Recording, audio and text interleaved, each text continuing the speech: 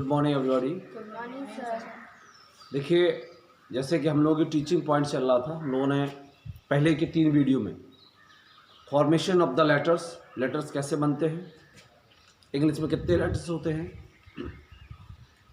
उनका divideation letters are divided into 2 vowel and consonant. There are the 5 vowels and 21 consonant, उसके बारे में बात करने के बाद how to form in Hindi to English, Hindi letters को इंग्लिश लेटर्स में कैसे मैच करते हैं, किस हिंदी लेटर को इंग्लिश के लेटर से बनाया जाता है। इसके बाद हम लोगों ने हिंदी के वर्ड्स को इंग्लिश के वर्ड में कन्वर्ट कैसे किया जाता है। जैसे राम है तो राम को कैसे लिखा जाता है, RAM बताया था मैंने कि 2 अक्षर छोटे छोटे आते हैं तो उनके बीच में ए का प्रयोग करते हैं, अंतिम अक्षर के पहले ए का प्रयोग नहीं करते हैं।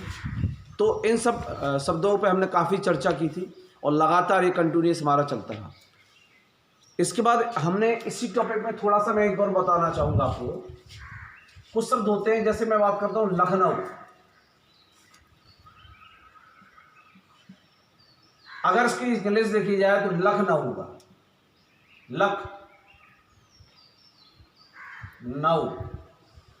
लेकिन माय डियर स्टूडेंट्स, लखनऊ की स्पेलिंग यह ना हो करके मैंने बताया लख जे है नौ जे, तो मैंने जो बताया था कि इन दोनों के बीच में 2 अक्षर का ग्रुप बन जाता है और यहाँ ए नहीं आता। जानबूझ के मैं आई एम पुटिंग द ए, लख और नौ, क्योंकि मैंने बताया था 4 अगर शब्द हों तो ऐसे स्थिति में प्रत्येक 2 शब्द के बाद पहले शब्द के बाद दूसरा शब्द होता है, इसके बीच में ए पुट करते हैं, यहाँ पे 9 के बीच में भी ए पुट करते हैं। लेकिन इसकी स्पेलिंग अगर आप देखें तो लखनऊ की लखनऊ नहीं होती है, क्योंकि हमें लगता है ये विवादित है। लेकिन कुछ शब्द जो रहते हैं, या तो हम कहेंगे अंग्रेज उस समय आए तो अंग्रेज में कुछ शब्द बदल दिए, जब से हमारे यहाँ अंग्रेजी की शुरुआत हुई, या मूल स्रोत माना जाता ब्रिटिश सरकार का आना 1857 के आसपास से लेकर के और 1947 तक उनका एक बहुत बड़ा राज हुआ। उस राज्य में इंग्लिश की हमारी स्थापना हुई और इंग्लिश का क्या हुआ, शुरुआत हुई। तो उस दौरान की अगर बात में कहा तो इसको पढ़ा जाता लखनऊ, जिसका आता LUCKNO जो होता लखनऊ। एक्चुअल इसकी स्पेलिंग होती लखनऊ। हम लोग बोलते लखनऊ है, लेकिन लखनऊ तो हम लोग को इसमें लखनऊ। इसी प्रकार से हिंदी में लिखा जाता है इलाहाबाद, लेकिन एक्चुअल देखा जाए यह इलाहाबाद नहीं है, इससे शुरू नहीं होगा, बल्कि वह अल्लाहाबाद। यह क्या होगा,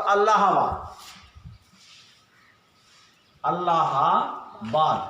तो कहीं पर हिंदी में शब्द कुछ और लिखा जाता है, जब हम उसको इंग्लिश में लिखते हैं तो इंग्लिश में लिखने का उसका तरीका जो होता है या बोला जाता है वो बिल्कुल डिफरेंट होता है। इसको आपको रिमाइंड करना पड़ेगा कि इनको अगर किसी भी शब्द को बदल करके हिंदी में कुछ और बोला जाता है, इंग्लिश में और कुछ बोला जाता है, तो दोनों अक्षर को हमें स्पष्ट करना पड़ेगा। हिंदी में तो ऐसा लिखा जाएगा, लेकिन जब इसका इंग्लिश ट्रांसलेशन करेंगे, इंग्लिश में लिखने का काम करेंगे, तो वो प्लेस का स्थान आएगा अल्लाहाबाद। तो इस तरह से बहुत सारे शब्द मिलेंगे हमारे पास। आपके एग्जाम्पल है, मैंने बताया जैसे मैंने किसी व्यक्ति का नाम है राजेश दीक्षित, RAJESN, दीक्षित की 2 स्पेलिंग आई, DIXIT। एक तो पहला रहेगा, या दीक्षित की आई DIKSHIT, यहाँ भी छा बनता। तो ये बात जानी, ये भी छा है और ये भी छा है, लेकिन डिपेंड करता है कि सामने वाला व्यक्ति किस शब्द का उपयोग कर रहा है, या तो जी वाला छा का उपयोग कर रहा है या जी वाले छा का उपयोग कर रहा है। जिस छा का उपयोग करता है उस छा वाले शब्द को हम लोग क्या करते हैं, विशेष रूप से ध्यान देते हैं। ठीक, तो यहाँ पे बात आई, या तो बात आई लखनऊ के शब्द की बात, इलाहाबाद शब्द के बाद, उसके बाद हमारे ये शब्द आ जाते हैं। तो मैं किस शब्द पर क्या प्रयोग करते हैं, क्या इस्तेमाल करते हैं, ये डिपेंडेंस होता है। अब जब शब्दों का प्रयोग समाप्त हो गया था, अब नेक्स्ट जो हमारा टॉपिक है, आइए उस पर चलते हैं। ये बात आप नोटिस कर लें।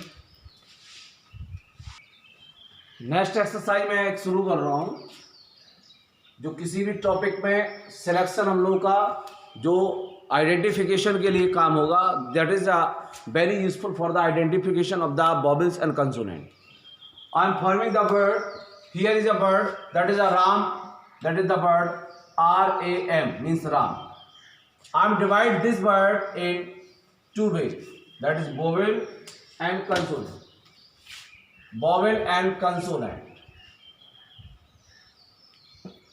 That is the word vowel and consonant. I am making a table.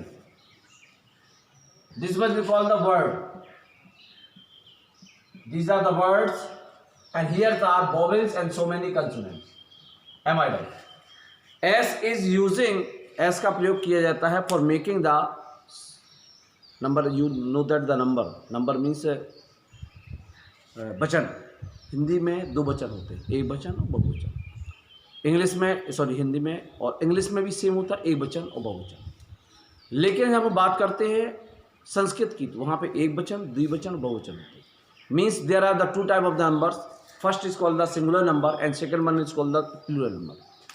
मैंने में I am identify only one person, one things, one only one things, that is called the singular number. And more, two and more than two, दो और दो से अधिक, that is called the plural number. All of them are to be. So how can change numbers? I would tell you later. Numbers को कैसे change करते हैं हम आपको बाद में बताएंगे. लेकिन मुख्य बात यह है, अभी हम आप चाहते हैं फर्स्ट क्या लगा, चूज चुने वॉवेल्स, स्वर एंड कंसोनेंट व्यंजन इन द वर्ड. शब्दों में से स्वर और व्यंजन को चुने. आइए, आई am saying about the word that is a Ram. Here is only A is a first, that is the first word. A is a vowels and R and M are consonant. Then I am saying about the Vijay. Second word is Vijay. Now I and A, both are the vowels, दो vowels हैं, and the consonant is B, J and Y. There are the three. 3 plus 2 is equal to 5. 1, 2, 3, 4, 5. These are, it has the 3 letters, it has the 5 letters. And 1 and 2, that is equal to 3. 2 and 3, that is equal to 5. देखिए, मैं फिर बता दूं आपको, किसी भी शब्द में स्वर और व्यंजन, कोई भी शब्द होगा वो स्वर और व्यंजन से बनकर बनेगा. लेकिन नोटिस करिए, अभी मैं वर्ड की परिभाषा बताने वाला हूँ, व्हाट इज द वर्ड. लेकिन my dear student, you can notice it that every letters, collection of the letters, collection of the particular letters. If I am saying about the how can this wall is form, ये दीवार कैसे बनी, the collection of the cement, sand and bricks. Noted कीजिए, the collection of the sand, cement and bricks are forming the ball. I am saying about, and also use the labors also. labors का प्रयोग होगा, कारीगर होगा और उसको काम करने वाले मजदूर होंगे, ये बात फैक्ट है. लेकिन हम जो बात करते हैं, चर्चा करते हैं कि एक वर्ड की बात करते हैं. वर्ड क्या है? This one is called the word. मैंने बोला आई am saying about the student, that is the third word. I am saying about the third word, student. What is now 1, 2, 3, 4, 5, 6, 7. It has the 7 letters. And U, E, notice करिए, that is the student. U and E, I and A. These two are the what? Vowels. And more than 2, S, T, D and T. 1, 2, 3, 4, 5. This 5 is a what? Consonant. Consonant plus 2, that is equal to 7. You all of them are know that. आपको बात याद है कि there are the 5 vowels. A, E, I, O, U. These 5 are the vowels. 5 vowels होते हैं और बाकी 21 consonant. B2. 5 vowels स्वर का ही काम करते. स्वर माने स्वतंत्र ध्वनि और मात्रा बनाने का, फॉर्मिंग द मात्रा and the had the freedoms voice, both are to be have. Now I am saying about the fourth letter, that is the Puja. Now double and A, they are 3 vowels and rest of P and J. There are the 2 consonants. Both are equal to 5. एक journal एक बात की जाती है, journal बात कर दूँ, मैं एक बहुत अच्छी चीज़ समझा के चलता हूँ, जर्नल बात करके चलता हूँ। My dear student, notice it कि आप देख रहे हैं वॉवेल्स की मात्राएं जो है, the quantity of the vowels in the word that is a less, कम होती है, परंतु the quantity of the consonant in a word there are the too much, because whenever I am comparing about the vowels and consonant, vowels means least and consonant too much. Only 5 vowels and consonant 21. These are used for the preparations of the it, and these are not to be. Means there are the difference between them. Vowels जो होते हैं वह बहुत कम होते हैं, 5 होते हैं. Consonant जो होते हैं these are 21. ये 21 होते हैं, vowels only 5 होते हैं. Whenever I am adding both of two, then that is the 26 letter in the English alphabet. English के alphabet में 26 letters होते हैं, 5 vowels and 21. And at many times there are a by. By is also used just like a semi vowels. by का भी प्रयोग जो है वो semi vowels के हिसाब से किया जाता है.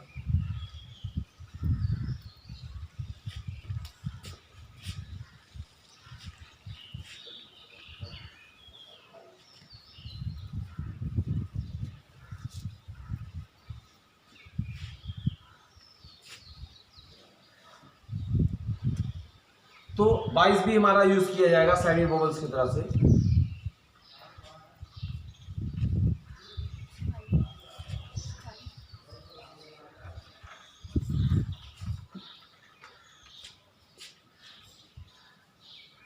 तो 22 भी यूज किया जाएगा. So many terms are using just like a semi vowels. तो यहाँ सो मेनी टर्म्स के बारे में बात हम करेंगे, शब्द के बारे में बात करेंगे, और बात करने के बाद ये जानेंगे कि शब्द कैसे फॉर्म होता है. तो मैंने आपको जो एक्सरसाइज कराई, आपको क्या करना है, you are making 20, you are writing 20 word. आप वर्ड लिखिए, शब्द हो सकते हैं आपके फैमिली मेंबर्स का नाम, the name of your family member in your home, right the village name, right the country name, right the state names, and you can divide these word into vowel and consonant. That is the exercise for all of them sir too.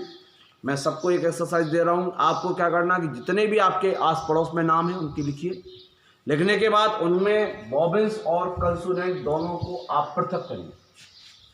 Vowels को छाटिए, consonant को छाटिए, पृथक करिए. करने के बाद फिर उस चीज़ को आप लिख के तैयार कीजिए. ये आपका है ताकि आपको ज्ञात हो सके वॉवेल्स क्या है और कंसोनेंट क्या है और वह वर्ड को कैसे फॉर्म करता है. लेकिन अगर कोई भी ऐसा शब्द जिसका अपना मतलब नहीं था, जैसे मैं कहता हूँ PITCHKY, यहाँ पे हमारा सिंगल आपका वॉवेल्स आया है 1 2 3 4 5 और 22 हो सकता है, सेमी वॉवेल्स की तरह काम कर सकता है. तो अगर हम बात करें, लेकिन इसका हमारी डिक्शनरी में कोई भी ना तो इस प्लेस का नेम है, ना किसी व्यक्ति का नेम हो सकता है, ना साथ में एक बात और बिंदु होती है, ना ही हमारा इसका कोई मीनिंग. 3 चीज़ आती है. किसी व्यक्ति का नाम आ सकता है, व्यक्ति मीन्स विस्तार रूप से. दूसरा होता है प्लेसेस नेम, स्थान का नाम आ सकता है. And the items names also, कोई भी आइटम्स हो सकता है, जिसमें जो भी आइटम्स हैं, अननेचुरल है, नेचुरल, कोई भी आइटम्स है. और इसके बाद the places name also, places name and the every is the dictionary. If the word have the in the dictionary or the meaningful, it called the word. But whenever I am not saying that, जैसे pitch का, हमने कहा pitch की, what is the meaning of the pitch की? I don't know. पिचकू तो पढ़ा है, पिचकू वो खाने वाला आता है, लेकिन pitch की क्या है? I don't know. There is no meaning, no word in the dictionary or the, even I am saying about the, we are convincing things. That is a book, pen, pencil, duster, marker, books, notebooks. There are so many letters. मैंने I am not introducing to anything. किसी चीज़ को introduction नहीं कर सकता तो वो हमारा word नहीं हो सकता. तो ये नोटिस कर लीजिएगा और नेक्स्ट चैप्टर पे आइए. नेक्स्ट, अब व्हाट इज अ वर्ड, शब्द क्या है, शब्द की संरचना, शब्द क्या है. चूँकि पहले मैं बात कर चुका हूँ, स्पष्ट करा चुका हूँ, लेकिन ज़रूरत नहीं है, हम लोग दोबारा फिर टॉपिक शुरू करते हैं. A word is group of letters. There is so many letters. Letters में अगर मैं चाहूँ खोल भी सकता हूँ vowel and consonant. Vowel and consonant, notice कर लीजिएगा. विच हैज़ मीनिंग और sense.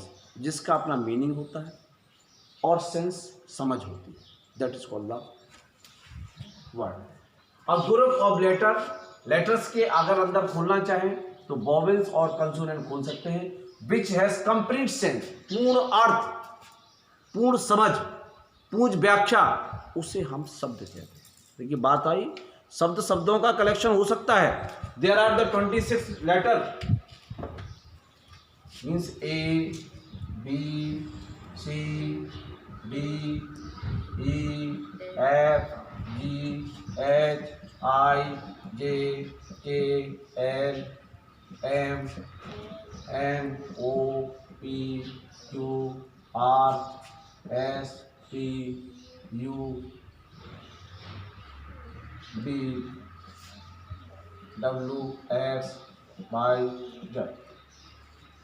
There is a 26 letters and I am selecting some letters. These are using just like a vowel,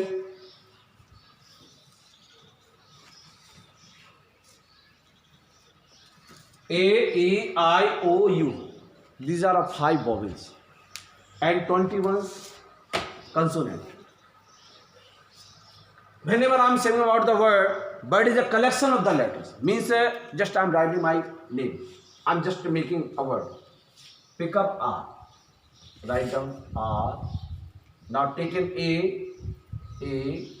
Now taken J. You are pick up the J and put here. Now taken E. Pick up the E. Put here. Now S. Pick up the S and you are just place it here. S and pick up the H, just pick it and put here H. Here is 1 2 3 4 5 6 letters, and in the 6 letters there is 2 A and E. There is a 2 vowel and 1 2 3 4 2 vowels and 4 consonants। यहां अगर आप ratio देखेंगे, whenever you are saying about the ratio or the vowels and consonant means ratio is less than, vowels are less than, consonants are too much, means the ratio of the between the vowel and consonant is just like a vowels is less and consonants are too much high, too much using the more words। अगर हम बात करते हैं स्वर और व्यंजन के ratio को, तो स्वर हमेशा कम ही आते हैं, व्यंजन हमेशा ज्यादा आते हैं, ये बात फैक्ट है।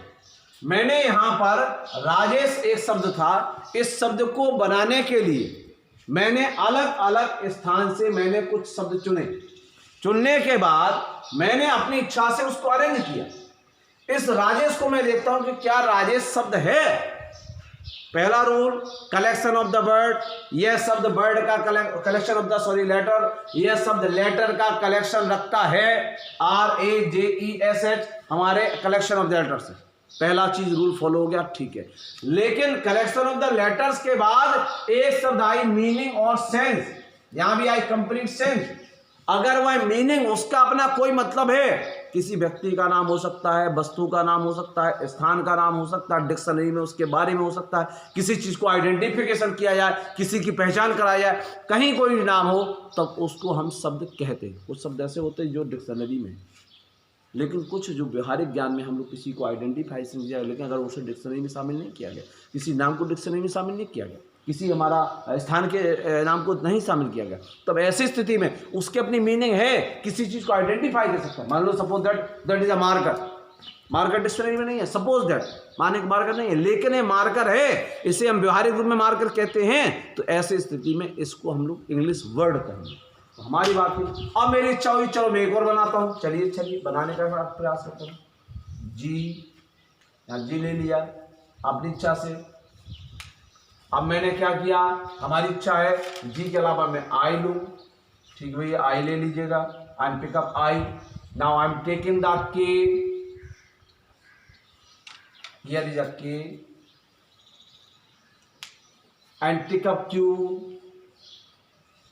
औसतन क्यू और यू का जोड़ा होता है, क्विक, QUICK, क्वालिटी, QU, तो QU का क्वा ये शब्द यूजिंग क्वा, तो QU का आपका जोड़ा हमेशा होता है। इस बात को आपको नोटिस करना होगा, विचार करना पड़ेगा।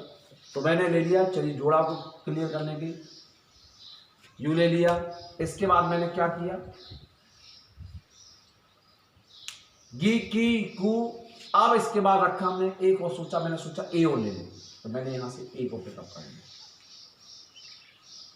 मैंने कहा this is one is a bird, यह शब्द। देखिए मैंने क्या किया, यहां पे 26 लेटर थे, 26 लेटर से मैंने फर्स्ट पिकअप किया, दैट इज GIKQUA। मैंने कहा सर आपने बताया था ग्रुप ऑफ लेटर, भाई लेटर का ग्रुप तो है, ठीक है बिल्कुल सही है, इसमें कोई समझ नहीं है, ग्रुप ऑफ लेटर नहीं है। लेटर्स में आपका वोवेल एंड कंसोनेंट है, ये भी ठीक आया है, एक ना एक वोवेल्स आना चाहिए, कंसोनेंट होना चाहिए, ठीक है, लेकिन but not have a meaning, इसकी कोई मीनिंग नहीं है, कोई कंप्लीट सेंस नहीं है। अब जब इसकी या आइडेंटिफिकेशन नहीं है, इसको दुनिया में जो वर्ल्ड है, हमारे वर्ल्ड में किसी प्लेस का स्थान नहीं है, किसी व्यक्ति का नाम नहीं है, there is no name, no places, not items names, कोई भी वस्तु हो सकती उसका नाम नहीं है, and not in written in the dictionary, dictionary में भी लिखा नहीं है ताकि उसकी मीनिंग लगा सके, तो यह बर्ड हमारा नहीं कहलाएगा। This one is not a bird, but this one is a bird. क्यों? It has the name of any person, that is the Rajesh, इस किसी भी व्यक्ति का नाम हो सकता है, इसलिए उसको हमने कहा बर्ड। इसका दोनों ही कलेक्शन दो थर्ड, अगर मैं बात करूंगा R means R is coming from here, A J E, now S and H, these are also coming. हमने इनको भी कलेक्शन किया है, लेकिन इनके कलेक्शन करने दोनों मैंने वर्ड फॉर्म किए, दोनों ही बर्ड हैं, ए वाला भी बर्ड है, ए वाला बर्ड में बर्ड फॉर्म में, लेकिन मैं भी इसको डिनाइड कर रहा हूं, ये तो बर्ड है क्योंकि एक व्यक्ति का नाम है, शब्द दोनों कलेक्शन ऑफ द लेटर्स है, vowels and consonant both are two, लेकिन the name it has the name of any person that is called Rajesh, but whenever I am saying G Q, I am not G qua, G qua, G qua, G qua, G qua, G क्वा, but jikwa, what is the jikwa? There is no name of any person, no name of any places name, items name, and not in the dictionary. It means this one is not a word, but this one is a word. My dear students, that is the difference between the word, the collection of the letter which has meaningful sense, that is called the word, otherwise not. And you can write the definition of the word and the example also, please. Next topic is phrase, that is the वाक्यांश in Hindi. वाक्यांश क्या है? The collection of the word, the collection of the word but not has a complete sense, the collection of the word which not has the complete sense, or phrase is a group of word but not has complete sense or meaning. Collection of the word means, मैंने पहले बता चुका हूं कैसे बनता है, ए से लेकर के Z 26 letter, the collection of the letters make word just like a morning, an word in, an word the, morning means सुबह, in the collection of the three in the morning.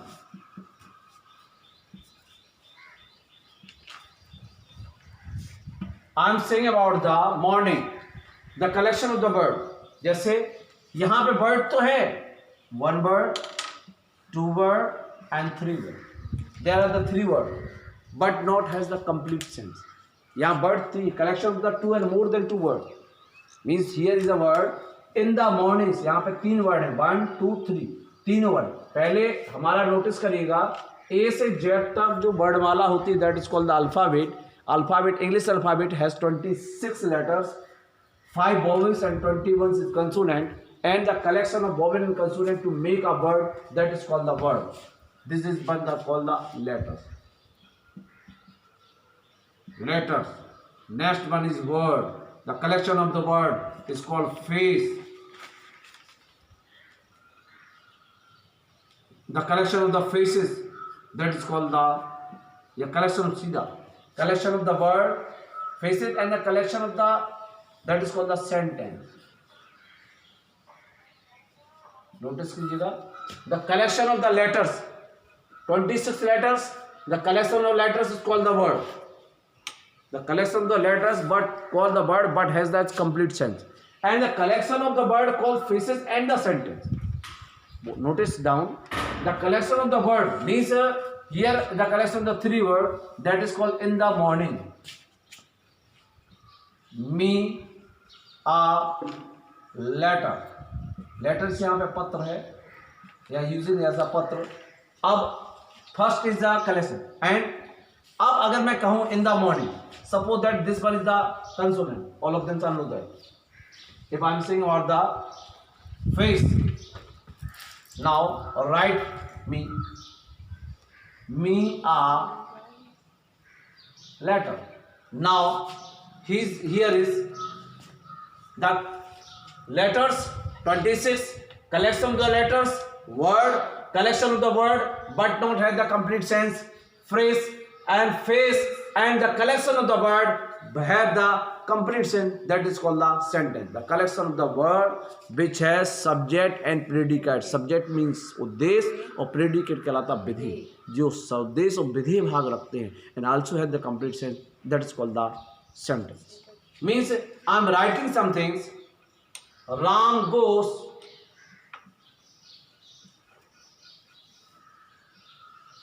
in the morning, complete sense. Sunil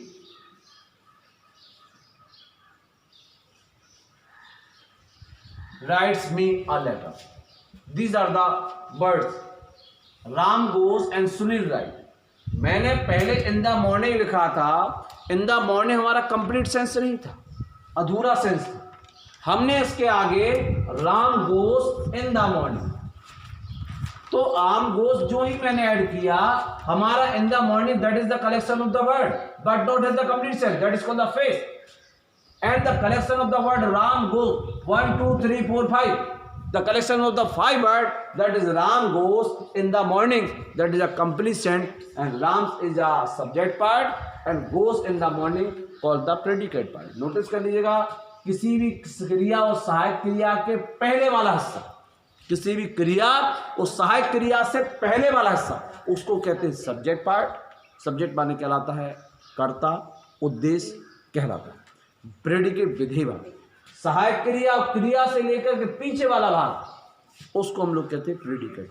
फिर notice कर लीजिएगा, faces is a group of word but not has complete sense. शब्दों का वह समूह जो अपना पूर्ण अर्थ ना रखता हो, कंप्लीट अर्थ ना रखता हो, उससे हम फेस कहते हैं, वाक्यांश कहते हैं. वाक्य का अंश, वाक्य का अंश, वाक्यांश, वाक्य का अंश, दोनों को जोड़ा वाक्यांश बन गया. वाक्य तो है लेकिन वाक्य का पूरा अर्थ नहीं है. जैसे राम इज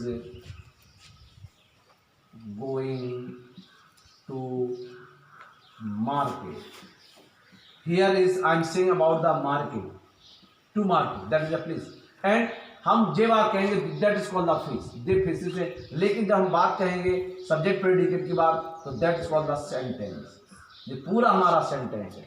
मैंने अगर मैं 3 वर्ड को हटा दूं और यहाँ इस 2 वर्ड हैं, तो 2 वर्ड की बात करूं दैट इज टू मच. लेकिन एक बार नोटिस करिएगा, ऐसा भी आता है डू इट, इसे कर. मैंने कहा इसे करिए, अधूरा है. माय डियर स्टूडेंट, डू क्या, करना. करना माने क्रिया, क्रिया माने काम. ऐसे वाक्य इंपेरेटिव सेंटेंस कहलाते हैं. वाक्य तो होंगे, अधूरे वाक्य कौन करेगा, कब करेगा, टेंस भी पता नहीं है किसको करने के लिए कहा गया. मैं करूं, आप लोग करें, किसको करें, अननोन नंबर, तो अधूरा वाक्य. तो ऐसे सेंटेंस हमारे कहलाते हैं. तो इनमें हम क्रिया का यूज नहीं कर सकते. अगर हम वर्ब का यूज करेंगे तो बात हमारे कहलाते इंपेरेटिव. मैं भी इंपेरेटिव सेंटेंसेस बात करूंगा. सब्जेक्ट, हेल्पिंग वर्ब, वर्ब, ये सब क्या होते हैं, इनका करेक्शन करके सेंटेंस कैसे बनता है, इस पर मैं डीपली नॉलेज आपको दूंगा. लेकिन मैं आपको पहले बता दूं कि जो हमारा हिस्सा पीछे वाला हिस्सा है, ये छोटे छोटे जो वाक्यांश होते हैं, ये दो है, दो एक सब, किसी मार्केट अकेले को आप क्या नहीं कह सकते वाक्यांश, नो, टू मार्केट होगा, जहां पे collection the two word to make a face, that is a to market. And I am adding Ram is going, ये हमारा फेस था, फेस में मैंने राम इज गोइंग को ऐड कर दिया, हमारा एक मीनिंगफुल सेंटेंस बन गया। तो मैंने क्या से बताया आपको, नोटिस करिए, कलेक्शन ऑफ द लेटर्स, हम कह राम आर ए एम, ये हमारे तीनों क्या है लेटर्स हैं, इन लेटर्स में ए आपका वोवेल्स है और आर एम क्या है कंसोनेंट, इसने एक हमारा वर्ड फॉर्म किया।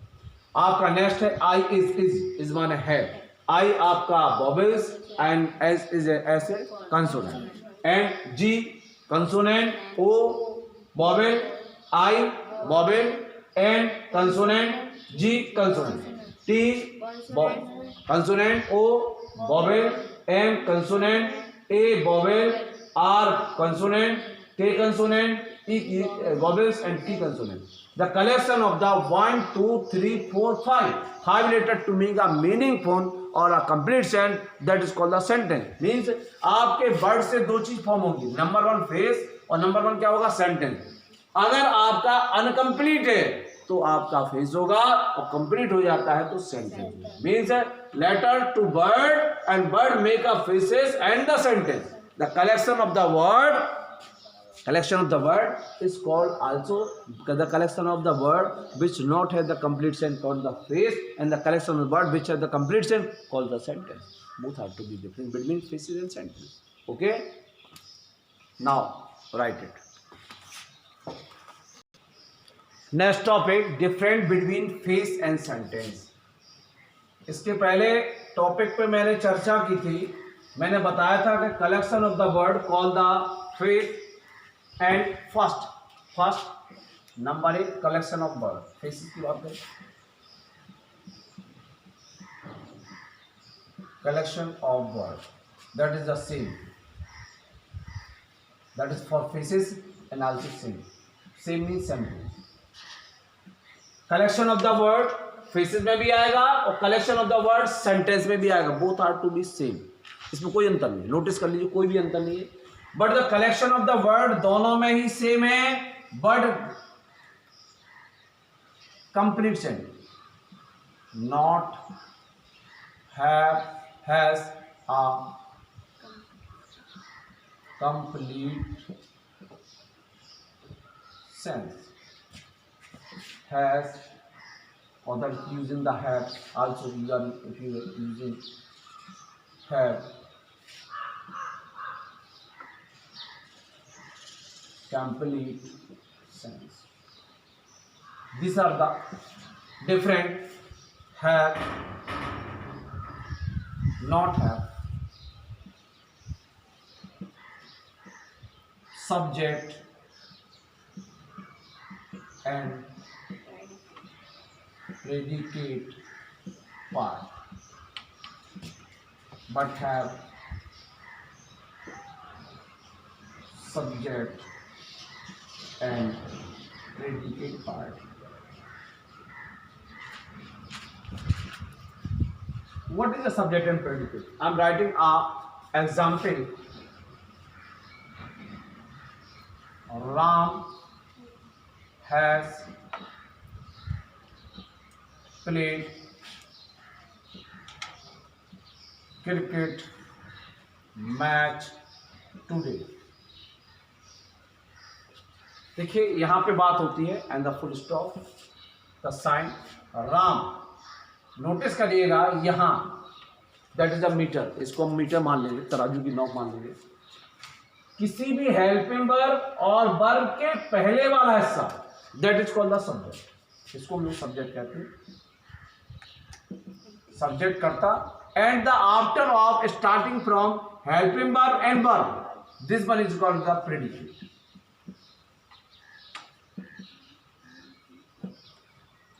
Above then means a black cat is on the, I'm telling about the cat, here is a, notice कर लीजिएगा अभी आपको ज्ञात होगा जो हम लोग बात करते हैं, जितनी भी हमारी हेल्पिंग वर्ब होती, इज ए मार, बाज verb, does do did, has had और बिल बोर्ड, ये सब चीज़ लिंकिंग वर्ब भी कहलाती है। लिंकिंग माने जोड़ने का काम करना। हेल्पिंग वर्ब माने सहायक क्रिया की जाती है, क्योंकि इनके बिना कोई चीज़ बन नहीं सकता। और एक तीसरी कहलाती टेंस शोइंग वर्ब, जो टेंस को बताती है बात में किसी भी। तो मैं आपको बात बताता हूं, यहाँ पे 3 कलेक्शन आए। Collection of the word both same, दोनों में कलेक्शन वर्ड होगा, चाहे फेस की बात कर ले चाहे सेंटेंस की बात कर ले। But the not have the complete sense, इसमें पूर्ण अर्थ नहीं होगा, लेकिन इसका पूर्ण अर्थ होगा। अगर हम बात करें, आप इस पे टॉपिक पे क्रिकेट मैच टुडे, मैं एक शब्द पे बात करूं, नोटिस पे आइए, और आई ऑन द टेबल, दोनों बात पे आइए, दोनों सब पे आइए। 20 आर तो बोलता इन्हें हम फेस कहेंगे। फेस क्यों कहेंगे? वाक्यांश, हमारा वाक्य नहीं है, शब्दों का कलेक्शन तो है। There is a cricket match today, 3 collection on the table 3, both the sentence have 3 word but not a complete sense. लेकिन इनके आगे हमने बोला राम हैज प्लेड, इसकी अपनी पूरी मीनिंग बन गई, तो ये हमारा क्या हो गया? सेंटेंस। दिस बनेगा मेकिंग द सेंटेंस।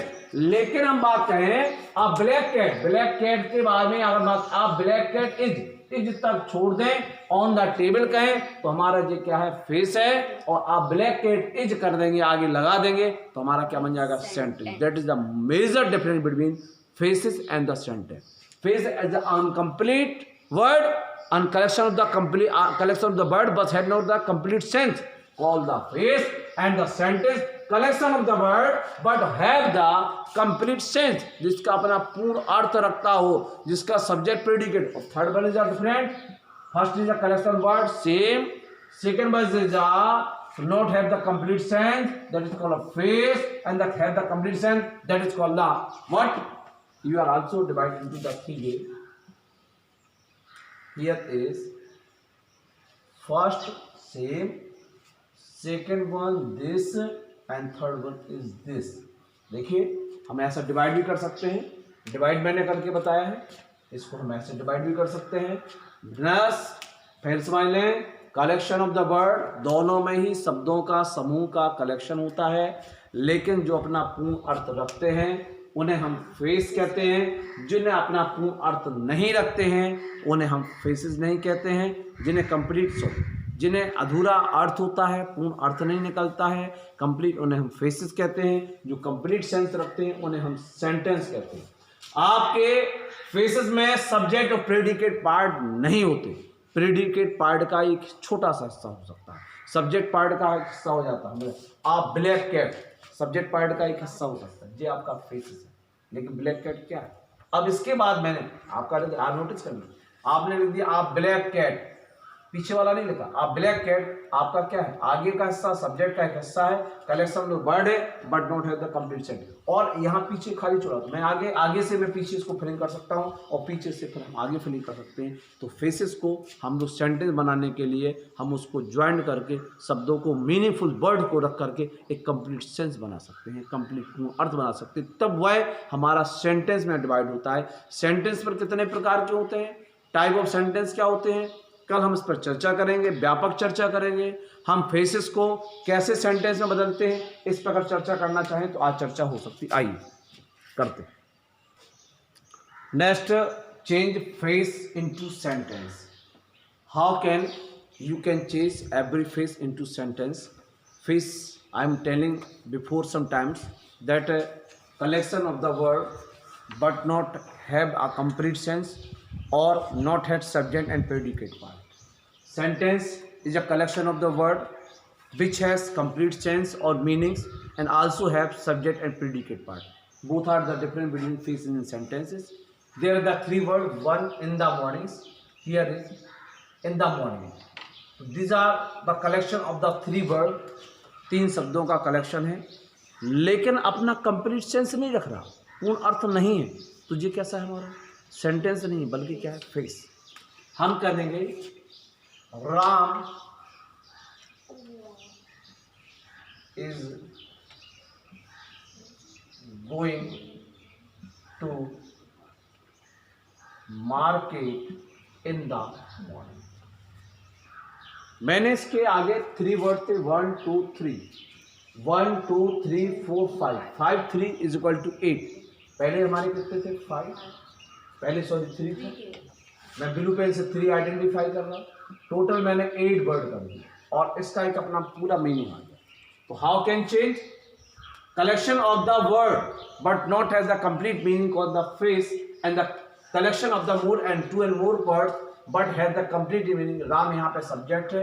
देखिए रूल हो गया 1 2 3 4 5 6 7 8 कलेक्शन ऑफ द वर्ड आ गया, ठीक है complete. Ram is the going to market, Ram बाजार जा रहा है, राम सुबह बाजार जा रहा है। हमारा पूरा मतलब हो गया, अर्थ निकाला तो कंप्लीट। तो हमने इसको कह दिया सेंटेंस। दूसरा क्या है, सब्जेक्ट प्रेडिकेट पार्ट लगता है। यस, हेल्पिंग वर्ब के पहले वाला हिस्सा सब्जेक्ट होता है, हेल्पिंग वर्ब और वर्ब के बाद वाला हिस्सा प्रेडिकेट होता है, इसलिए हमने इसको कर दिया मी saw.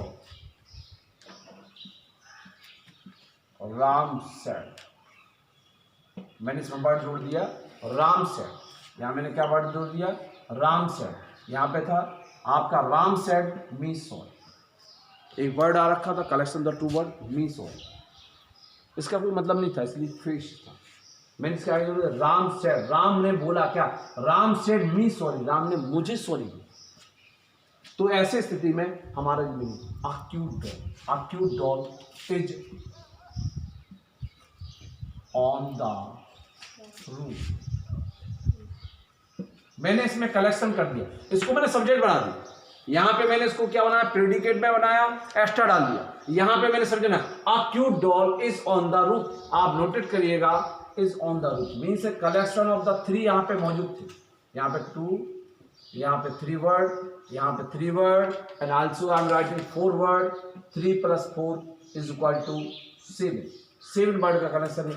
A cute doll is on the roof means collection of more and more two words to make a meaningful, that is called the sentence। जब कलेक्शन 2 या 2 से अधिक होता है और अपना एक पूर्ण अर्थ रखता है, मीनिंगफुल अर्थ रखता है, सब्जेक्ट प्रेडिकेट पार्ट आते, विधेय भाग आते, उसे हम सेंटेंस कहते हैं। नोटिस करिएगा ध्यान से बोर्ड पर। क्या नोटिस करना है कि 3 शब्द पहले से थे और हमने उसमें 4 वर्ड और जोड़ दिए, कुल वर्ड हमारे हो गए 7 वर्ड और अपना उसका कंप्लीट सेंस आ गया। फर्स्ट और सेकंड वन आ गया हमारा अक्यूट डॉल, हेल्पिंग वर्ब और वर्ब के पहले वाला हिस्सा सब्जेक्ट कहलाता। A cute doll is called the subject and is on the roof, that is called the predicate part. Now second me are not word, they called, उन्होंने मुझसे कहा, 2 word जोड़ दिए। हमारे यहां पे कितने थे, now start 1 2 3 4। A is a letter, ah A is a letter but is using just like A. जैसे मैं आपको बात करता हूं ओ, ए, आई माने होता मैं, ओ माने होता अरे। नोटिस कर लीजिए आई और ओ का प्रयोग सेंटेंस में कहीं भी कितनी भी जगह होगा हमेशा कैपिटल ही रहता है। ए इज एक, ए मीन्स होता एक, आपको पता होगा एक की मीनिंग 2 होती, ए और ए है। ए जो अब कॉन्सोनेंट से शुरू होते हैं उनके पहले ए का प्रयोग करते हैं, जो हमारे वॉवल से शुरू होता है उनके पहले एन लगते। कहीं विवाद है वो मैं चर्चा करूंगा। तो मैंने कहा they call me a naughty boy, उन्होंने मुझे शरारती बच्चा कहा। क्यों कहा भाई, नहीं कहना चाहिए, लेकिन कह दिया तो चलो कह दिया, कोई बात नहीं। तो यहां पे मैं बात करता हूं, मैंने दे कॉल्ड को जोड़ने के साथ, दे यहां पे सब्जेक्ट है, माय डियर स्टूडेंट, ये सब्जेक्ट है, ये प्रेडिकेट पार्ट है, पूरा वाला पार्ट। लेकिन मैंने उस प्रेडिकेट सब्जेक्ट और प्रेडिकेट पार्ट को जोड़ करके एक मीनिंगफुल वर्ड बना दिया, इसकी अपनी मीनिंग है, इसलिए हम लोग इसको क्या सेंटेंस कहेंगे। और पहले आपके जो ब्लू पेन में थे वो हमारे क्या था, प्रेडिकेट थे। नेक्स्ट कहा a dull boy is my best, घबराना मत। बहुत से लोग डल बॉय को बेस्ट फ्रेंड नहीं बनाना चाहेंगे, भाई मेरा तो है। आप कहेंगे डल माने होता कमजोर बच्चा, एक कमजोर लड़का मेरा बहुत अच्छा मित्र है, कोई बड़ी बात नहीं। बहुत से लोग ये कहते हैं कि भाई बच्चों को का नाम डल बॉय को फ्रेंड नहीं बनाना चाहिए। आई am saying about that whenever I'm studying class 9th or 10th, I'm not too much just as I am shown nowadays। जैसा मैं आज दिख रहा हूँ मैं तब वैसा नहीं था। I'm also just like a dull boy। I am same और 7th 8th मैं विशेष रूप से मैथमेटिक्स में बिल्कुल घिस के ही पास होता था, इंग्लिश में बहुत कम पास होता था, मैं कंफ्यूज रहता था। लेकिन समय निकलता है, एक वक्त आता है आपके साथ, और वक्त ने एक ऐसी करवट बंदी के मेरे अंदर जिज्ञासा पैदा हो गई, स्टडी करने की इच्छा पैदा हो गई, और लगातार कंटिन्यूस बार करने पर, वो कहते करत करत अभ्यास के जन्मत हो सुधार रस्सिया पर जाते सिल पर। अगर एक बार आप यहाँ पे रब करेंगे, घसेंगे, कुछ नहीं होगा, लेकिन अगर आपको 100 टाइम्स घसेंगे तो एक मार्क आ जाएगा।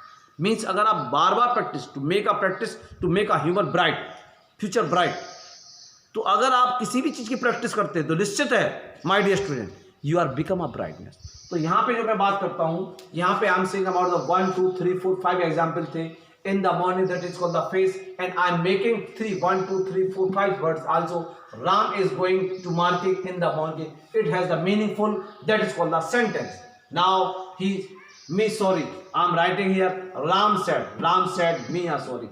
So a cute doll is on the roof, a cute doll is a faces and in on the roof, that is called the sentence. आपको लिखना कैसे है, इनको मैंने यहाँ पे गलत लिखा है, मुझे कलर चेंज करके लिखना चाहिए था, मैं कलर चेंज करूंगा, राम सेड। ऐसे ही आप ब्लैक और ब्लू का प्रयोग करें, ब्लू में आप कर दें दीज आर, इनको आप मार्क करें, ये आपके क्या फेसेस हैं, और जो आप पूरा मिला के कहेंगे तो these are called the sentence. That is the main difference between phrases and sentence. Phrases को कैसे हम सेंटेंस में बदल सकते हैं आपके सामने लिखा है, लेकिन अगर किसी में वर्ब आ जाती है तो हमने कहा do it, open the door, go there, these are called the imperative sentence. ये सेंटेंस है, लेकिन कौन से इम्परेटिव सेंटेंस? इम्परेटिव माने आज्ञा सूचक बात, आज्ञावाचक बात, आज्ञा देने का काम करते हैं। जैसे प्लीज कॉल मी, कृपया मुझे कहें, प्लीज ओपन द डोर, कृपया दरवाजे, do not open the door, दरवाजा मत खोलें। तो दीज आर द, इनमें अगर बात करेंगे there is a no name, हमने कहा ओपन द डोर, दरवाजा खोलो, कौन खोले? हूँ, that is the subject, subject है ही नहीं। फर्स्ट, सेकेंड में कम, प्रेजेंट में खोलना, पास्ट में खोलना, फ्यूचर में कब, टाइम पता नहीं है, there is no tense. Means इन वाक्यों को हम लोग इम्परेटिव सेंटेंस कहेंगे। कल सेंटेंस प्रारंभ होगा, सेंटेंस मीन्स कल मीन्स नेक्स्ट चैप्टर। कल मैं एक अल्टरनेट डे में एक दिन फॉर्मिंग करता हूँ मैथमेटिक्स, एक मतलब next day I am teaching the mathematics, and the next day I am teaching, next day I am teaching mathematics, and one day to the next day I am teaching English, one by one after another day. तो mathematics English में दोनों लेके चल रहा हूँ। आप हमारी video को अगर आपको लगता है लाइक करें, सब्सक्राइब करें और फॉरवर्ड करें, शेयर करें। मेरा विशेष ज्ञान होगा कि हर बिंदु को बारीक से मैं देने का प्रयास करूंगा, ताकि आपको हर टॉपिक जो है वो बिल्कुल क्लियरली कंफर्म हो जाए। कोई डाउट है आपके पास, 50 वीडियो हमारी अवेलेबल होंगी, वीडियो में आप देखें, उसमें डीपली नॉलेज उसकी लें, बार बार अध्ययन करें, ताकि आप लोगों को ये कंफर्म आ सके कि किसी भी चीज़ में डिफरेंट क्या होता है, क्या है, और कैसे हम फिर धीरे धीरे एक्टिव पैसिव, डायरेक्ट इनडायरेक्ट जो हाई स्कूल स्टैंडर्ड तक के लिए रहेगा उसके लिए मैं लेके चलूँगा, उसका यूज़ कर करके आप अंतराल रख सकते हैं। Thank you very much, and also everybody who is watching this video, thank you very much for you. Okay, have a nice